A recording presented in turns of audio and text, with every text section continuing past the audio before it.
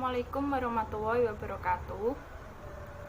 Hello guys, welcome back to my channel. Di video kali ini saya akan memaparkan materi mengenai teknik audit investigatif, yaitu wawancara dan interogasi.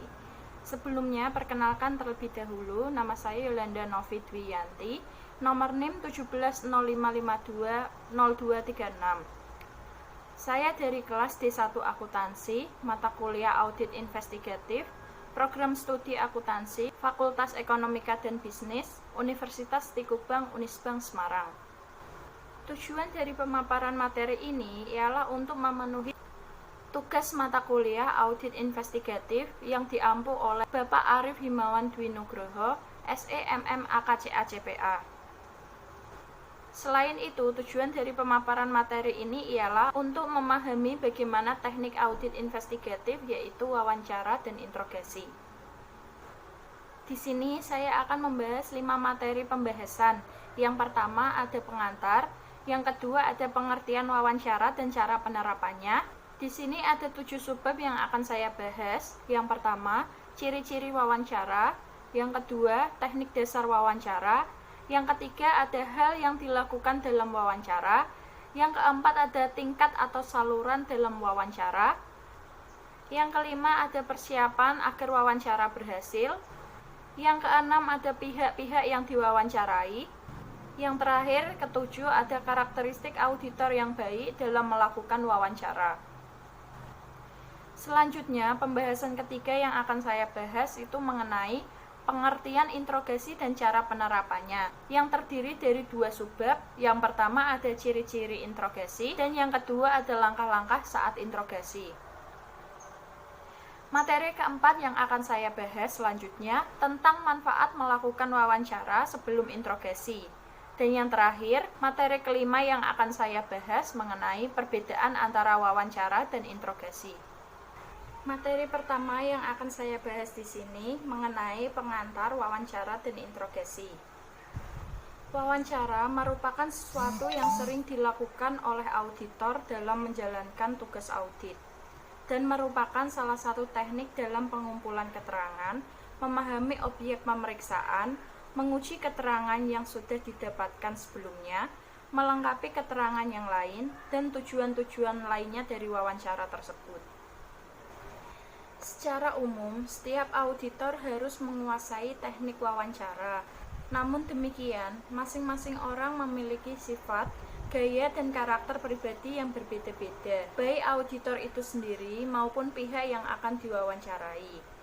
Hal ini akan mempengaruhi teknik dan metode wawancara yang dilakukan.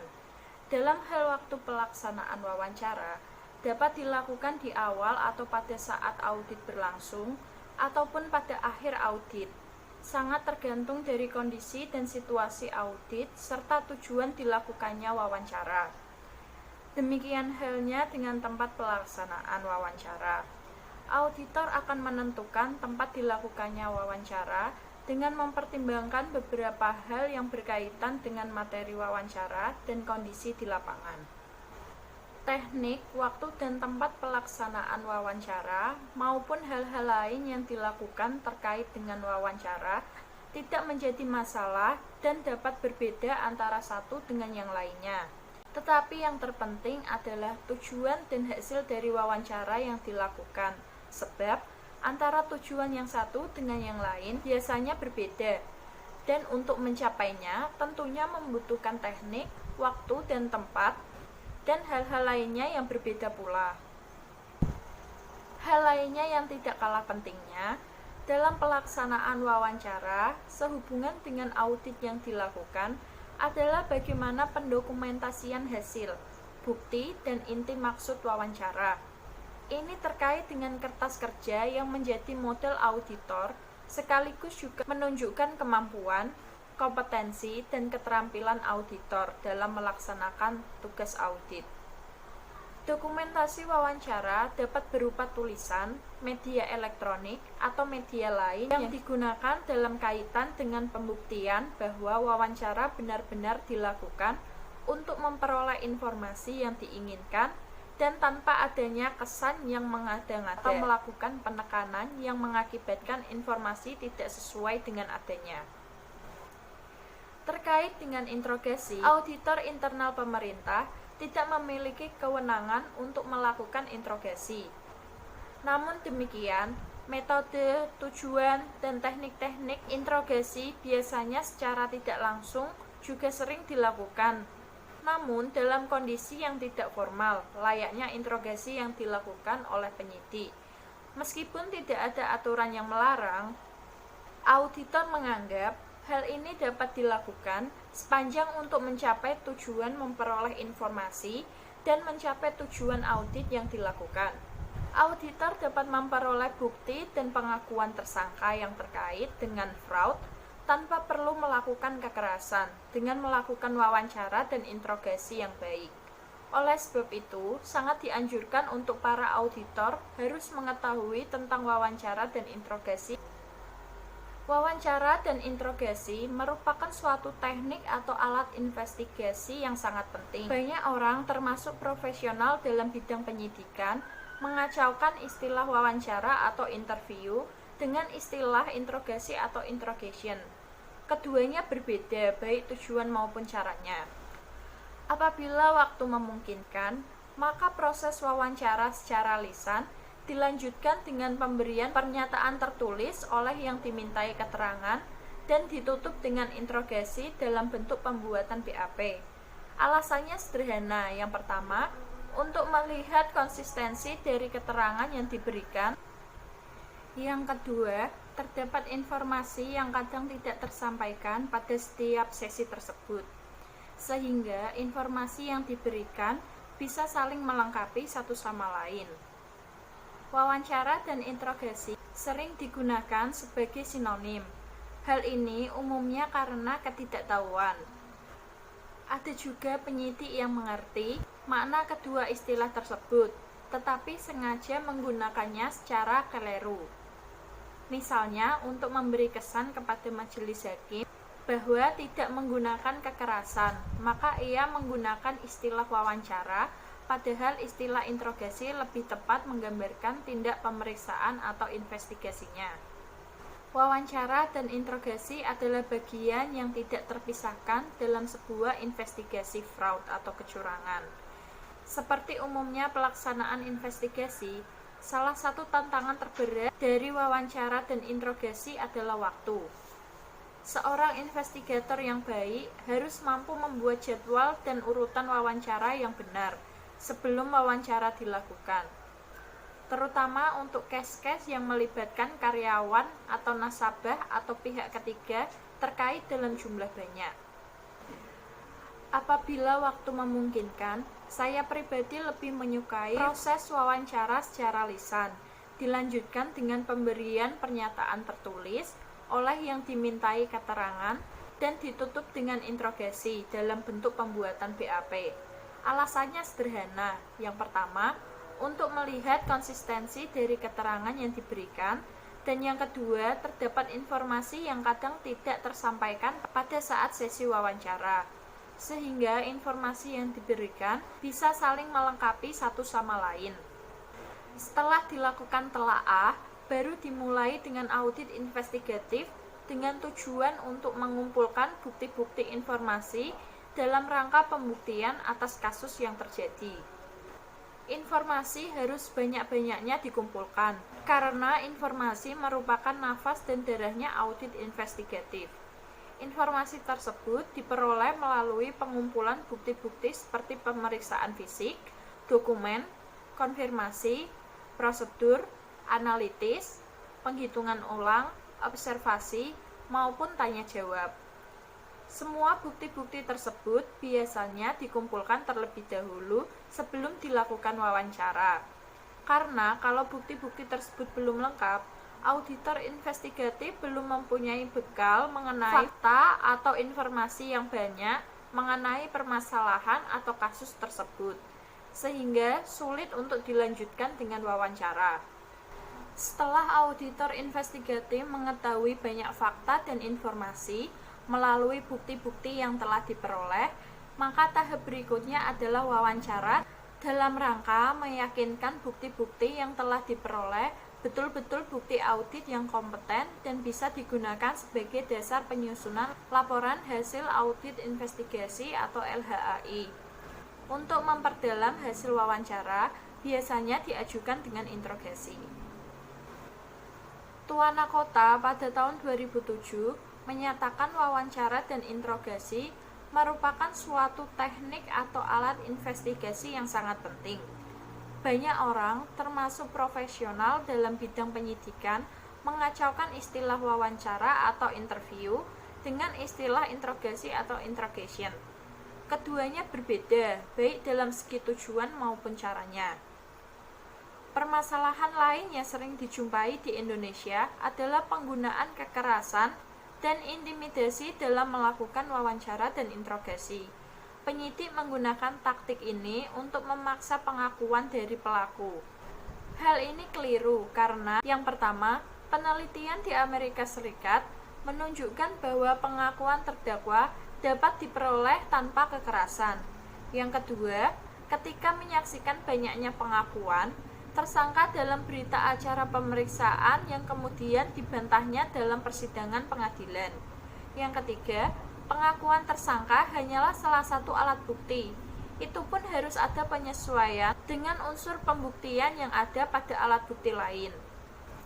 Yang keempat, penggunaan kekerasan masih terjadi, umumnya dalam kejahatan dengan kekerasan dan kasus pemerkosaan.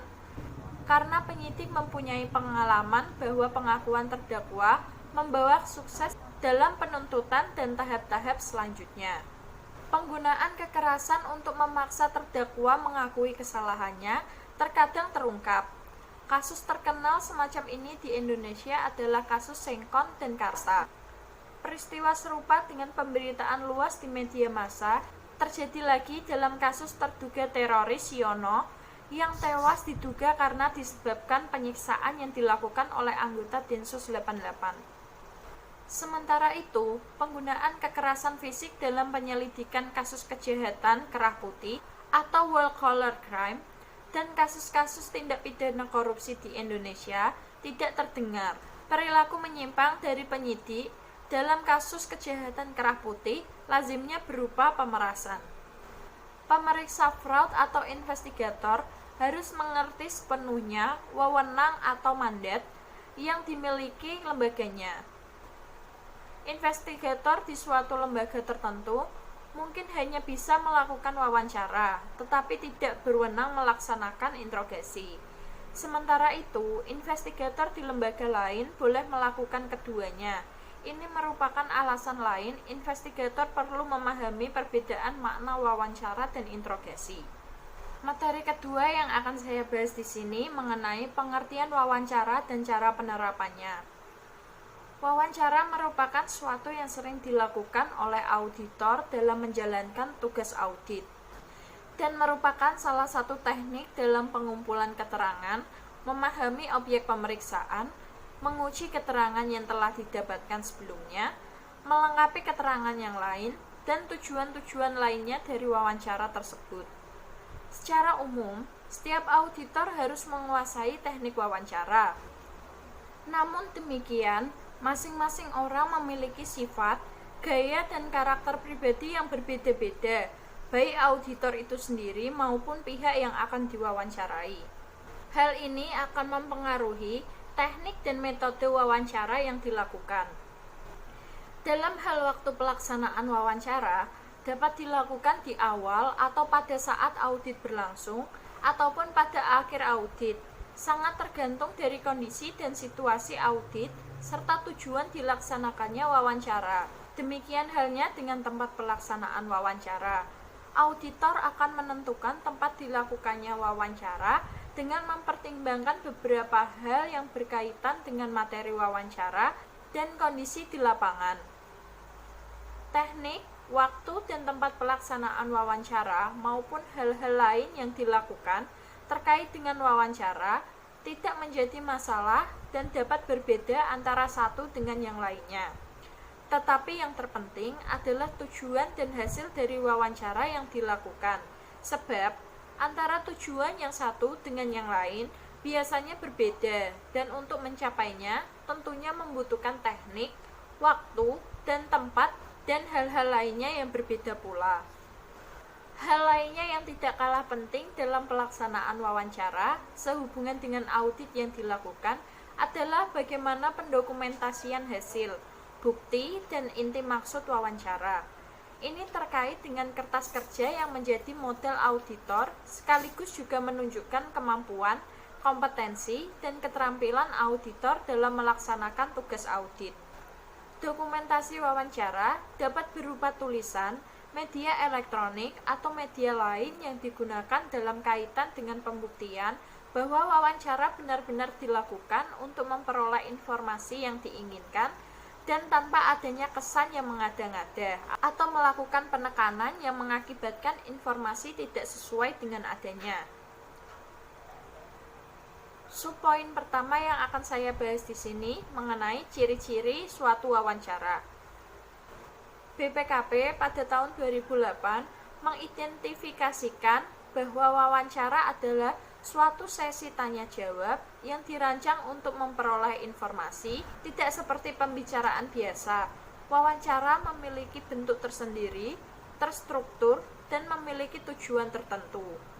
Wawancara dapat saja berupa satu pertanyaan atau rangkaian pertanyaan yang kemudian dituangkan dalam suatu berita acara permintaan keterangan yang disetujui oleh pihak pewawancara dan yang diwawancarai. Sedangkan Tuana Kota pada tahun 2009 menyebutkan bahwa wawancara bersifat netral, tidak menuduh, atau an interview is non accusatory. Ini perbedaan utama antara wawancara dengan interogasi. Sekalipun investigator mempunyai alasan untuk percaya bahwa yang bersangkutan terlibat dalam kejahatan atau ia telah berbohong, substansi dan caranya bersifat non accusatory ketika melakukan wawancara.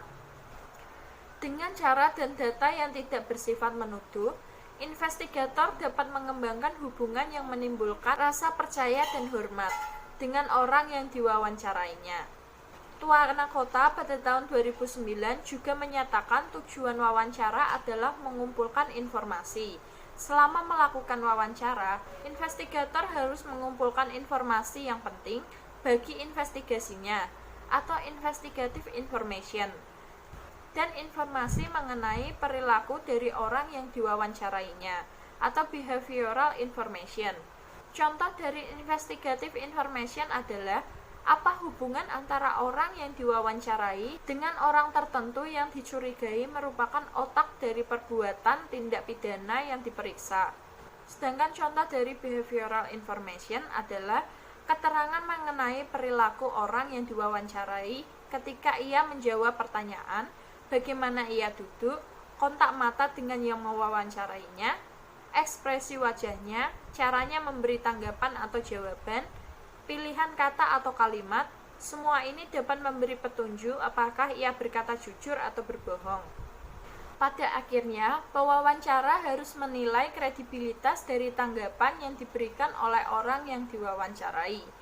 Hal ini utamanya dilakukan melalui evaluasi atas sikap atau behavioral response selama wawancara, seiring dengan penilaian atau substansi informasi yang diberikan. Wawancara dapat dilakukan pada awal investigasi. Karena tujuan wawancara adalah mengumpulkan informasi, tentunya semakin banyak informasi yang diketahui pemeriksa sebelum wawancara dimulai, semakin baik wawancara. Terkadang terpaksa dilakukan meskipun pemeriksa baru mempunyai gambaran kasar tentang bagaimana kemungkinan fraud dilaksanakan, atau bahkan sebelum pemeriksa dapat mengidentifikasi bukti yang harus diperoleh. Wawancara dapat dilakukan dalam berbagai lingkungan atau suasana. Pemeriksa terkadang mempunyai peluang menemui orang itu di kantornya, atau dalam perjalanan jalan kaki dari tempat makan siang, di sudut jalan, dalam mobil, dan lain-lain. Idealnya, wawancara dilakukan meskipun semua informasi belum diperolehnya. Wawancara harusnya bersifat cair, tidak terstruktur, dan bisa melompat dari satu pokok ke pokok pembicaraan lain. Sebelum wawancara dimulai, pemeriksa mempunyai gambaran mengenai informasi apa yang ingin dikumpulkannya. Namun, ia juga tidak boleh kaku. Secara kreatif, ia harus mengembangkan pertanyaan atas informasi yang diterimanya selama wawancara berlangsung. Informasi baru mungkin tidak diduga atau diharapkan. Pemeriksa juga harus pandai membaca suasana, misalnya untuk memutuskan menghentikan wawancara meskipun semua informasi belum diperolehnya. Investigator harus membuat catatan mengenai wawancara formal atau formal interview yang dilakukannya. Wawancara formal adalah wawancara yang dilakukan dalam lingkungan terkendali atau controlled information. Mencatat mempunyai beberapa kegunaan, bukan saja karena ada pendokumentasian, tetapi mencatat juga menyebabkan investigator memperlambat proses bertanya. Ini memungkinkan investigator mengamati perilaku dari orang yang diwawancarainya. Pemeriksa perlu mengetahui bahwa seseorang lebih mudah berbohong ketika pertanyaan diajukan dengan kecepatan tinggi, seperti tembakan yang dilepas dari senapan otomatis. Mengatur tanya jawab yang diselingi masa hening yang panjang memberi peluang bagi yang diwawancarai untuk berpikir mengenai tanggapan yang bersifat menyesatkan. Pada gilirannya, ini akan menyebabkan kecemasan yang terlihat dalam gejala tingkah laku menipu atau behavior symptoms of deception. Juga, kalau yang diwawancari adalah orang yang tidak bersalah, ia bisa bingung menghadapi pertanyaan yang diajukan dengan kecepatan tinggi. Catat hasil wawancara dari awal sampai akhir, dan jangan sporadik atau kadang dicatat atau kadang tidak. Mencatat secara sporadik memberi kesan kepada yang diwawancarai bahwa jawaban yang tertentu penting, sehingga dicatat oleh investigator. Ketika ditanyakan pertanyaan lain yang terkait dengan jawaban yang dicatat, ia akan menjadi ekstra hati-hati. Mencatat secara sporadik akan menghambat arus informasi selama wawancara. Subpoin kedua yang akan saya bahas di sini ada teknik dasar wawancara. Beberapa teknik dasar harus dikuasai ketika akan melakukan wawancara, antara lain: yang pertama ada kemantapan pribadi yang terdiri dari sikap mental, kemampuan pengetahuan yang dimiliki, penampilan fisik, dan lain sebagainya. Yang kedua ada gaya dan karakter, berupa intonasi suara, tatapan mata, ekspresi wajah, kemampuan memahami situasi dan kondisi, dan lain sebagainya. Yang ketiga ada koordinasi dan kerjasama, yang terdiri dari teknik improvisasi, fleksibilitas atau tidak kaku, pengalaman berinteraksi, dan lain sebagainya. Selanjutnya, subpoin ketiga yang akan saya bahas di sini ada hal yang dilakukan dalam wawancara. Hal-hal yang dilakukan dalam wawancara dapat dikelompokkan dalam 4 bagian yang utama. Yang pertama ada persiapan, kedua pelaksanaan, yang ketiga ada dokumentasi, yang keempat ada analisis atau simpulan, serta interpretasi hasil wawancara. Yang pertama ada persiapan. Sebelum melakukan wawancara, apakah akan dilakukan di awal penugasan, ataupun pada saat sedang berlangsungnya audit, maupun pada akhir audit, hendaknya dilakukan persiapan-persiapan, baik dilakukan secara matang, ataupun hanya secara insidensial saja. Beberapa hal yang harus dipersiapkan adalah: yang pertama, pemahaman akan tujuan dilakukannya wawancara. Yang kedua ada penguasaan terhadap materi yang akan ditanyakan. Yang ketiga ada alat dan bahan penunjang pelaksanaan wawancara. Yang kedua ada pelaksanaan. Dalam pelaksanaan wawancara, sedapat mungkin menguasai teknik, prosedur, dan situasi atau kondisi. Tidak menutup kemungkinan bahwa wawancara dilakukan tanpa prosedur yang baku ataupun ada hal-hal yang tidak diperkirakan sebelumnya. Beberapa hal yang harus diperhatikan dalam melakukan wawancara adalah: yang pertama, fokus pada materi wawancara, meskipun sesekali mengalihkan ataupun menyegarkan kembali, sehingga pihak yang diwawancarai tidak merasa tertekan atau terpaksa untuk memberikan informasi atau tidak memberi informasi. Yang kedua, kesiapan untuk membuat pertanyaan yang runtut dan tetap berkaitan dengan materi atau respon terhadap jawaban pihak yang diwawancarai. Di sini pentingnya improvisasi dan kemampuan mendengarkan yang baik dibutuhkan, meskipun kendali wawancara tetap berada pada auditor.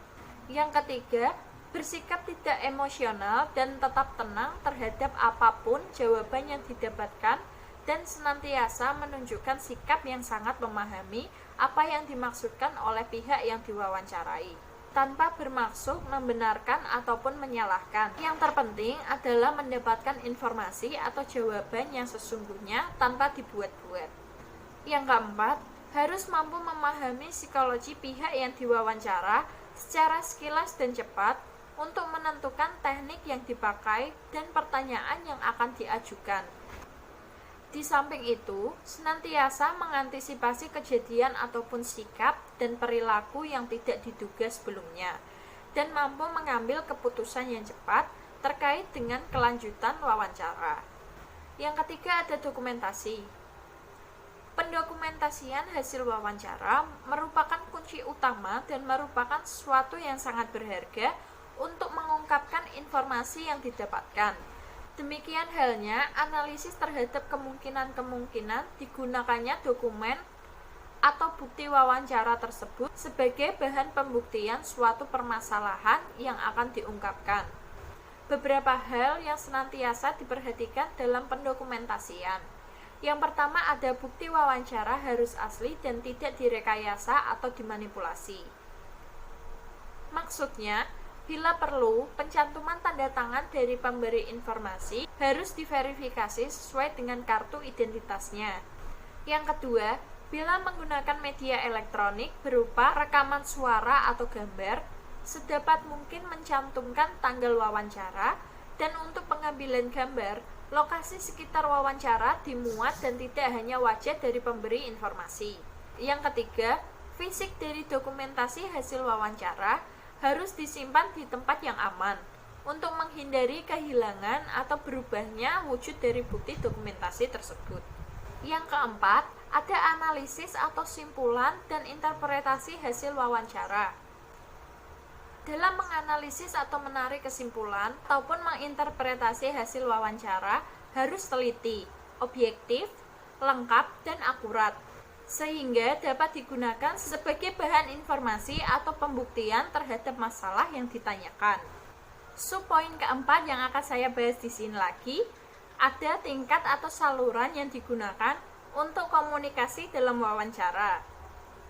3 tingkat atau saluran yang digunakan untuk komunikasi pada suatu wawancara, yaitu yang pertama ada verbal channel, adalah ucapan atau perkataan yang keluar dari mulut orang yang diwawancarai. Pilihan kata dan susunan kata-kata yang dipergunakan untuk mengirimkan pesan, dalam metode ini dinyatakan bahwa orang yang berbohonglah yang akan cemas karena takut kebohongannya terungkap atau verbal behavior. Yang kedua ada paralinguistic channel, adalah ciri-ciri percakapan di luar apa yang diucapkan oleh orang yang diwawancarai. Maksudnya adalah ucapan yang makna sesungguhnya berbeda dari apa yang keluar dari mulutnya, atau paralinguistic behavior. Yang ketiga ada non-verbal channel, adalah merupakan sikap tubuh, gerak tangan, dan mimik wajah orang yang diwawancarai. Jadi, setiap ucapan selalu diperkuat dan dimodifikasi dengan gerak tubuh atau bahasa tubuh, atau bisa disebut dengan non-verbal behavior. Ketiga saluran atau metode tersebut semuanya digunakan untuk mengetahui adanya kebohongan. Selanjutnya, subpoin kelima yang akan saya bahas tentang persiapan yang harus dilakukan agar wawancara berhasil. Untuk keberhasilan dalam wawancara, persiapan yang harus dilakukan oleh auditor investigatif adalah yang pertama, auditor investigatif harus mempelajari berkas kasus atau permasalahan dan dokumen untuk memastikan adanya informasi penting yang belum diperoleh. Yang kedua, menetapkan tujuan informasi yang akan digali dalam wawancara. Yang ketiga, mempelajari informasi apa yang dapat diperoleh dari calon responden yang akan diwawancara. Yang keempat, mempersiapkan catatan yang berisi poin-poin yang akan ditanyakan agar informasi digali tidak terlewatkan. Yang kelima, mempersiapkan tempat untuk wawancara. Selanjutnya, subpoin keenam, ada pihak-pihak yang diwawancarai. Pihak-pihak yang diwawancarai dalam audit investigatif adalah sebagai berikut. Yang pertama, ada saksi pihak ketiga yang netral atau neutral third party witness. Yang kedua, ada saksi yang dapat membenarkan atau corroborative witness. Yang ketiga, ada pihak yang diduga ikut terlibat atau co-konspirator.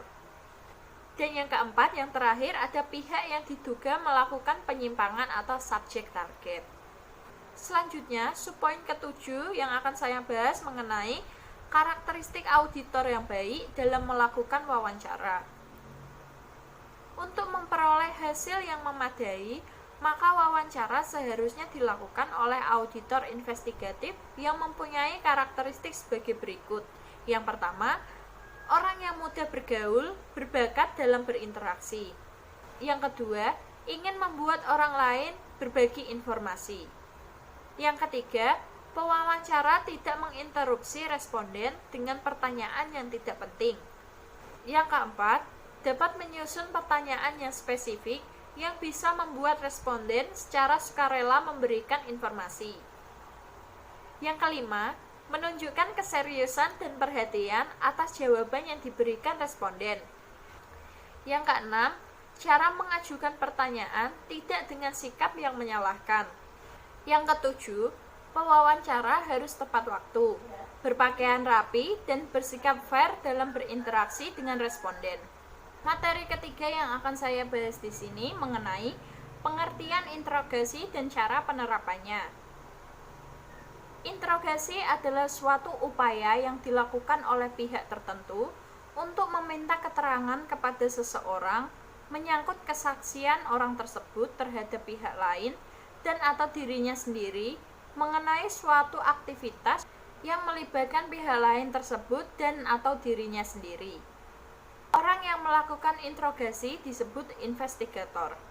Sebelum melakukan interogasi, investigator sudah harus mengetahui secara mendalam semua investigative information yang relevan tentang suatu kejahatan, termasuk informasi dari saksi-saksi, informasi mengenai bagaimana kejahatan, informasi latar belakang mengenai tersangka yang akan diinterogasi. Dalam melakukan interogasi, berbagai macam trik dan metode diterapkan oleh si investigator, mulai dari penampilan dan sikap yang kadang lebih mirip algojo ketimbang hamba hukum, sangar dan bengis, trik yang menjebak, menggiring opini, menyudutkan yang diinterogasi, memaksa menyiksa sampai cuci otak. Istilah yang digunakan untuk mengakui sesuatu yang tak ada menjadi fakta, sehingga tujuan interogasi bergeser dari ingin menyingkap kebenaran menjadi sesuai pesanan. Tujuan interogasi adalah mencari kebenaran. Interogasi bisa berakhir dengan dilepasnya tersangka dari sangkaan apabila ia memang tidak bersalah. Sukses dari suatu interogasi tergantung pada kejelian investigator untuk mengenali situasi, sehingga ia menerapkan prosedur yang tepat untuk langkah yang sedang dijalani. Pertanyaannya tepat dan cerdas, serta momentum dan dinamika dapat dipertahankan. Interogasi hanya dilakukan sesudah investigator mempunyai keyakinan yang memadai mengenai salahnya seseorang.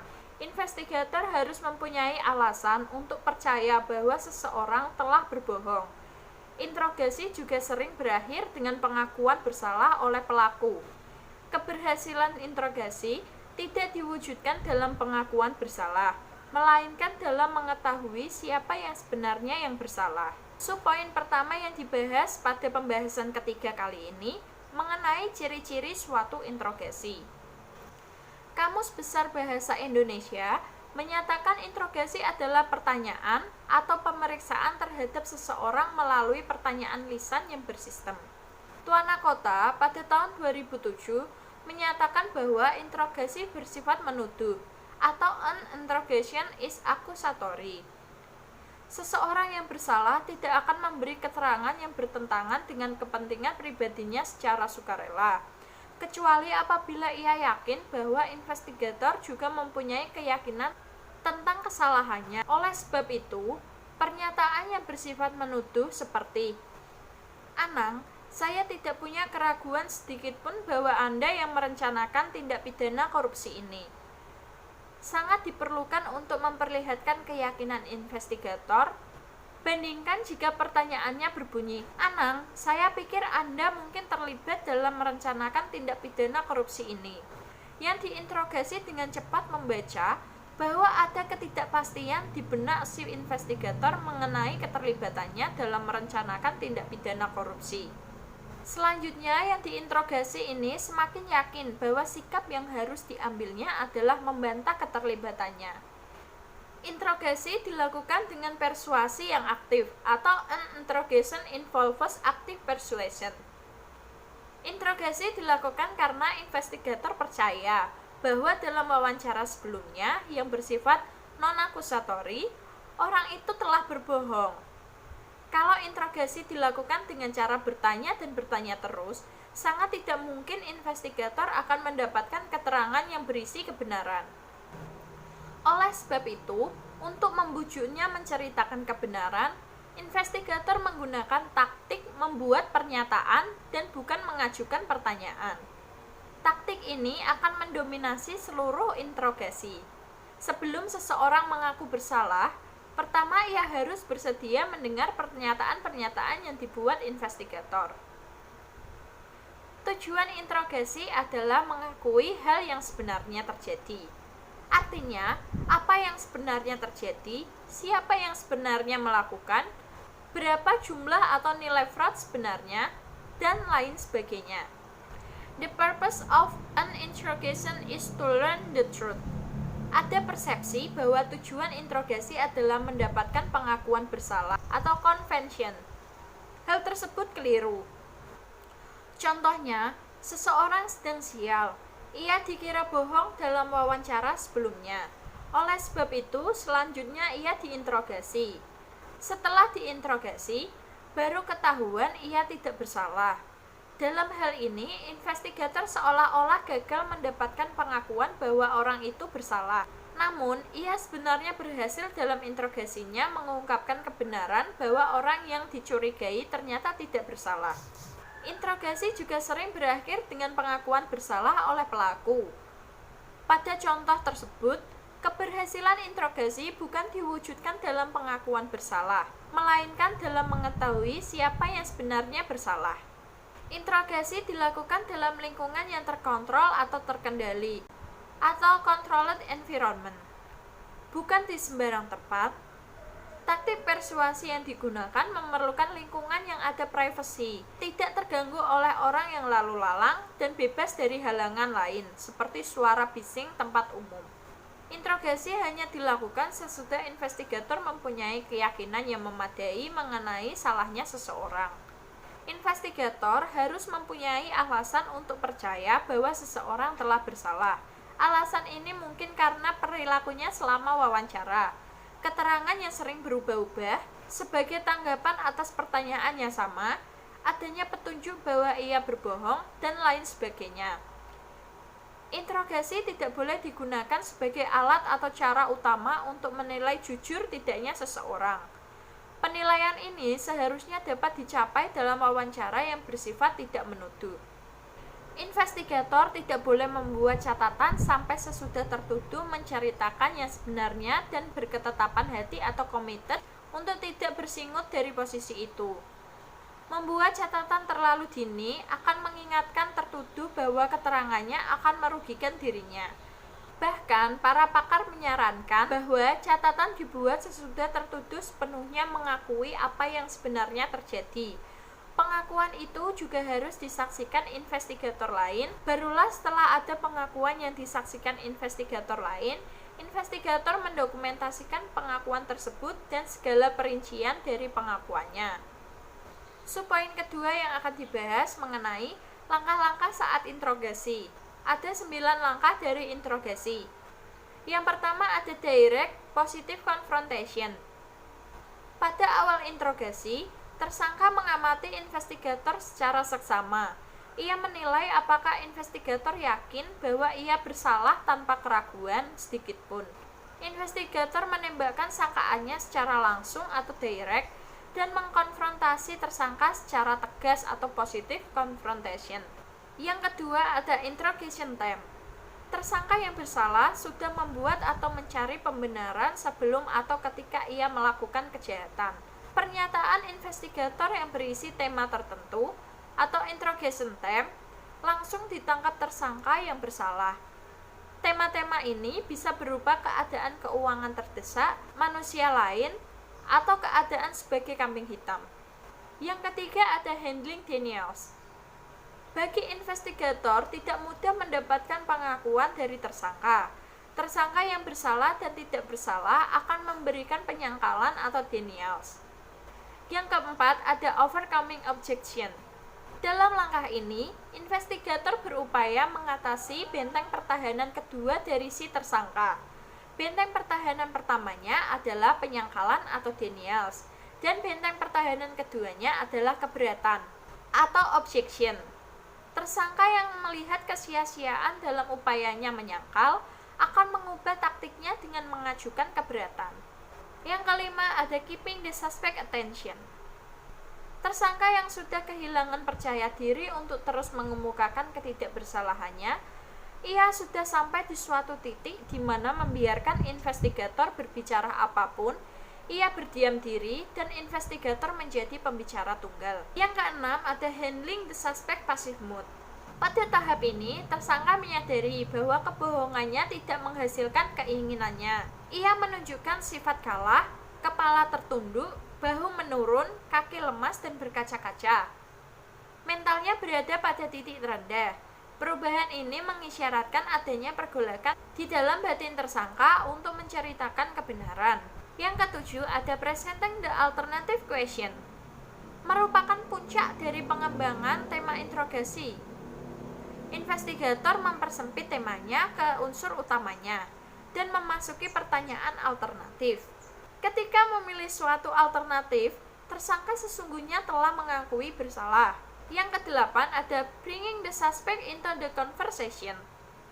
Dalam langkah ini, tersangka diarahkan untuk menceritakan perincian dari perbuatannya yang pada akhirnya akan dirumuskan menjadi pengakuan yang bisa diterima sebagai bukti hukum. Yang kesembilan terakhir ada the written confession. Pada puncaknya, tersangka memberikan pengakuan secara tertulis. Materi yang keempat yang akan saya bahas selanjutnya mengenai manfaat melakukan wawancara sebelum interogasi. Investigator seringkali melakukan interogasi, meskipun ia tidak punya bukti atau petunjuk untuk menuduh seseorang. Dan keputusan untuk menginterogasi orang itu didorong oleh keinginan untuk mencari bukti. Umumnya, interogasi semacam ini dilakukan sekedar karena investigator mempunyai persepsi bahwa orang tersebut mempunyai perilaku aneh. Padahal untuk menentukan seseorang berperilaku aneh, wawancara yang bersifat tidak menuduh merupakan sarana yang lebih baik dari interogasi. Selain nilai behavioral information dari suatu wawancara, juga ada investigative information. Investigative information ini sangat diperlukan ketika wawancara akan ditingkatkan menjadi interogasi. Namun, investigator sering tergoda untuk mengambil jalan pintas, mengabaikan wawancara dan langsung melakukan interogasi. Tentunya ada pengecualian, misalnya dalam kasus penyuapan yang tertangkap tangan atau fraud yang tertangkap dalam suatu covert operation. Interogasi sebaiknya langsung dilakukan tanpa didahului dengan wawancara. Namun, dalam kenyataannya, sering wawancara dilakukan oleh auditor yang tidak mempunyai karakteristik yang baik, sehingga hasil wawancaranya kurang berhasil atau justru tidak berhasil, yang mengakibatkan hasil audit investigasinya kurang meyakinkan. Hal ini banyak disebabkan kurangnya auditor investigatif yang tersedia di instansi tersebut. Selain kriteria, auditor investigatif dalam melaksanakan auditnya harus selalu dilandasi dengan sikap mental dan independensi serta integritas yang tinggi untuk menghindari adanya penyimpangan yang dilakukan oleh auditor, misalnya adanya penyuapan. Manfaat melakukan wawancara sebelum interogasi. Investigator seringkali melakukan interogasi meskipun ia tidak punya bukti atau petunjuk untuk menuduh seseorang. Dan keputusannya untuk menginterogasi orang itu didorong oleh keinginan untuk mencari bukti. Berikut ini adalah beberapa manfaat melakukan wawancara sebelum interogasi. Yang pertama, sifat tidak menuduh dalam wawancara memungkinkan investigator membangun hubungan saling percaya dan menghormati yang tidak mungkin dibangun dalam suasana dan sifat menuduh yang melekat pada interogasi. Yang kedua, selama wawancara, investigator seringkali mengorek keterangan penting mengenai tertuduh yang sangat berharga sewaktu melakukan interogasi.